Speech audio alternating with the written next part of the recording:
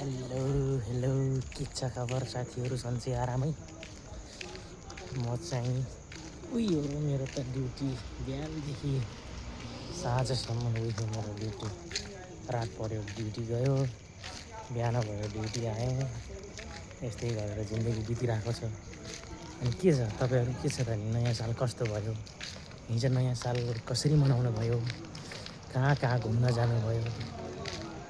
नयाँ साल त जिउस भव्य तरिकाले मनाउनु भयो होला है। नयाँ सालको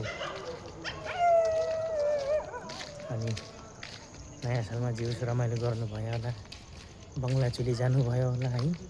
बङ्गलाचुली भ्यू टावरमा गएर नाच्नुभयो होला। के गर्नु, हामी त परदेशी। अब सधैँ चाडपर्व नयाँ साल आउने बेला चाहिँ हामी परदेशमा हुन्छौँ। चाडपर्व आउने बेला परदेशमा हुन्छौँ, छुट्टी पाइँदैन।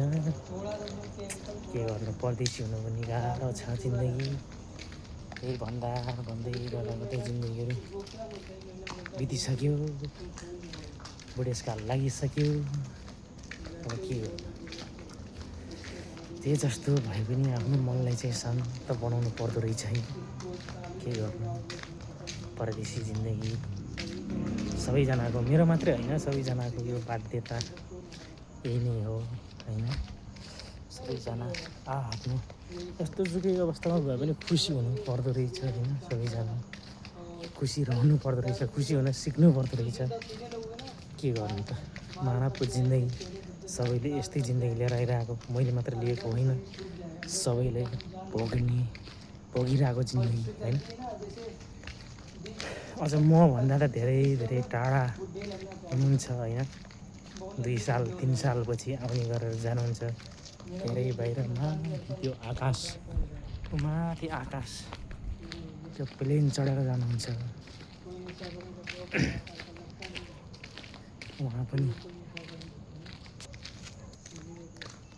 उहाँहरूको पनि जिन्दगी त्यस्तै हो होइन।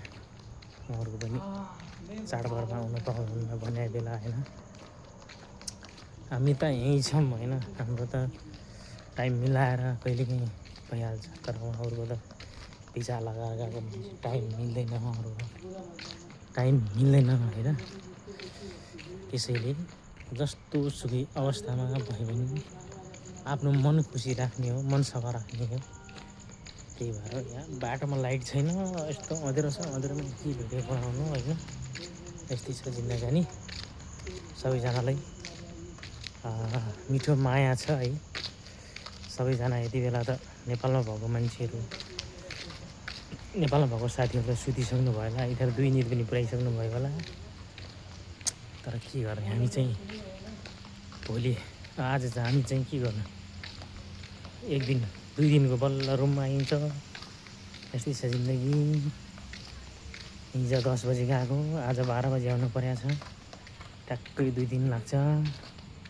यस्तो छ हेर्नुहोस् हाम्रो जिन्दगी। जे जस्तो भए पनि सबैजनालाई होइन, ढिलै भए पनि अब हिजो 2083 को होइन शुभकामना दिन पाएको थिएँ होइन होला होइन सबैजनालाई। अब आज भए पनि शुभकामना छ।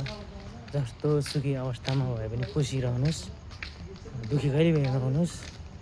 एक दिन भगवान्ले अवश्य पुरा गरिदिनु हुनेछ हाम्रो इच्छा चाहनाहरू। त्यसैमा मन बुझाउनुहोस्, त्यसैमा मन बुझाउनुहोस् ल सबैजनालाई। अब शुभरात्रि, शुभ सपनी। सबैजनालाई मिठो माया, लभ यु। सबजनालाई धेरै धेरै माया छ। Love you guys, all of you, I miss you. यस्तै छ जिन्दगानी। ल है त, म चाहिँ अब रुम पनि आउन लागिसक्यो, म चाहिँ बाई बाई भन्नुपर्छ है त।